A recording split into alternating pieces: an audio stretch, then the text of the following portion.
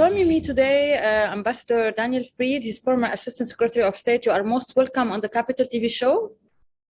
Thanks for having me. Appreciate it. Ambassador, how is the war between Russia and Ukraine going right now? What is the impact in the large scale? And President Biden said that there is no limit for the support, what matter it takes. That is what President Biden says.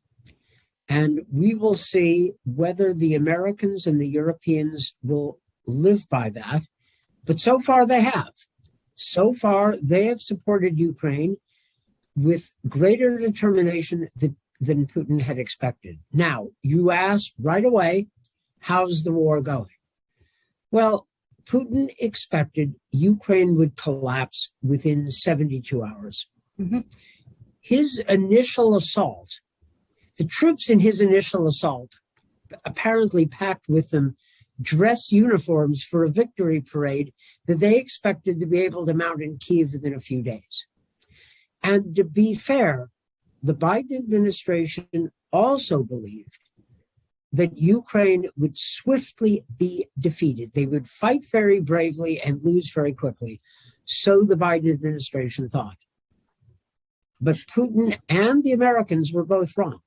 The Ukrainians resisted successfully and strongly. They had some help from the Americans right from the start. We warned the Ukrainians that the fight was coming. We were right. The Americans were right that Putin intended to attack. Mm-hmm. And apparently we gave them some information about the Russian plans, which the Ukrainians used successfully in the very first days, and they defended Ukraine. They defended Kyiv. They turned the Russians back. Mm-hmm. It's also true that the Russian offensive was not very well organized. You're ambassador to Poland. How do you see the Eurasia are exporting or explaining democracy? How that this region is configuring democracy? Well, the Central and East Europeans who overthrew communism a little over 30 years ago actually have done a pretty good job building on the ruins of communism free market democracies. Now, there are a lot of problems. There are some governments that are either falling into a temptation of authoritarianism. Mm-hmm. That would be Hungary under Viktor Orban. And the Polish government has done things that a lot of Poles don't like a judicial reform which seems to include political pressure on the judiciary. But compared to people's expectations in 1989, they've really done very well. A lot of the countries like Poland have had Chinese levels of growth, but through free market democracy. So in general, it has been a great success, despite the problems. And frankly, we Americans are in no position to lecture other countries about democracy after Donald Trump tried to overturn a U.S. election. So you think that the U.S. succeed in promoting democracy in Eurasia and to support democracy? Well, I wouldn't take the credit for it. The way you put it was the U.S. promoted democracy. Mm-hmm. The Poles wanted democracy. The people in the Baltic states wanted democracy. It's coming. They knew what. It's coming. Yes, it came. Yes, it came from within. We supported them, but it wasn't our idea. It was their idea. They asked for our help, both during the communist period and afterwards. Mm-hmm. And we provided it, but we can't take the credit. Mm-hmm. And if they had failed, we wouldn't take the blame. It was their victory. I want to mention your position on the security of the Republic of Georgia. It was referred to as hawkish. So can you explain more? What is your opinion on that? Well, I don't know what hawkish means. I believe that Georgia has a right to be an independent country. Georgia has a right to its own security. Mm-hmm. And they have a right to defend themselves when the Russians attacked Georgia, as they did in 2008. This is not, what's hawkish about that? I think Georgia has a right to elect its own leaders and to seek its friends where it wants to. It doesn't belong to Russia. I don't know why that's particularly regarded as hawkish. What's the alternative? That they do belong to Russia? That their natural condition is to be part of the Russian Empire? Who says? Do you think that Putin now is reviving the idea of the Soviet Union, and can he succeed in that? He certainly is reviving something like the Russian Empire, but don't take my word for it. He said so. He praised Peter the Great's conquest of Ukraine as an imperial victory. It's pretty clear what Putin has in mind. He combines both Soviet methods, old Russian czarist autocracy, and a lot of nasty fascist-sounding rhetoric these days. It's an ugly business.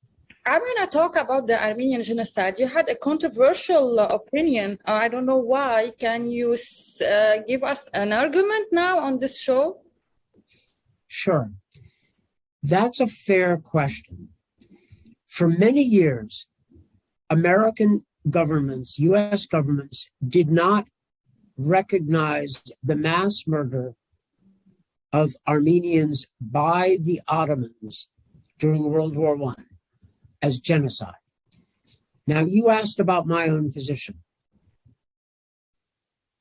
In my time, the U.S. administration never denied that this was genocide. We called it mass killings and mass murder. We didn't use the word genocide, but we didn't deny it. Now, your next question is, well, why? Why didn't you use the word genocide, since actually it fit the definition of genocide? It really did. So why did we take the position that it was mass murder, but didn't use the word genocide? And I'll tell you why. It was because we wanted the Turkish government to face its own history and come to that conclusion itself. And at the time that I was working on these issues, it appeared possible that Turkey and Armenia could work out a reconciliation which might involve an agreement between the two countries about how to handle this. They came very close. The Turks and Armenians started secret negotiations, I think, in 2007 and 2008, and they initialed an agreement and later signed an agreement in the early weeks of the Obama presidency, but the Turks couldn't get it ratified. I don't think President Erdogan had his heart in it. But I mention this because it would have been better for everybody had the Turks themselves faced up to their own history. Now listen, every country has its dark spots. So does the United States. We have slavery. Turkey, under the Ottomans, had the genocide against the Armenians. Honest countries must face their own dark spots themselves. We Americans have obligations. I wish Turkey had done so, and they didn't. Now, you asked a straightforward question, and it deserves an answer, and I did my best. That's the real story. I'm going to go through some foreign affairs issue. Ambassador Feed, I2U2 is a new partnership involving the government of UAE, Israel, India, and the USA. There was a phone call among the leaders of these four countries. As an ambassador, and you work in the foreign diplomacy, how do you see this cooperation between, there is a war now in Ukraine going on, and there is a collaboration on another side. US is involved, Israel, UAE, and India. What does it mean? American governments have for generations sought peace between Israel and Palestine. We have made progress, although we have failed in that overall goal. I'm glad to see slow, uneven, but steady progress in normalizing relations between Israel and its neighbors in the region. I believe in a two-state solution. I believe that Palestinians deserve to live in their own country in peace and security. There are lots of reasons why this hasn't happened, and there's plenty of fault on all sides. But in the meantime, I think it's just not in anybody's interest for the Middle East to live in a situation of perpetual tension between wars. So I favor this. I would still like to see Israel and Palestine reach an agreement.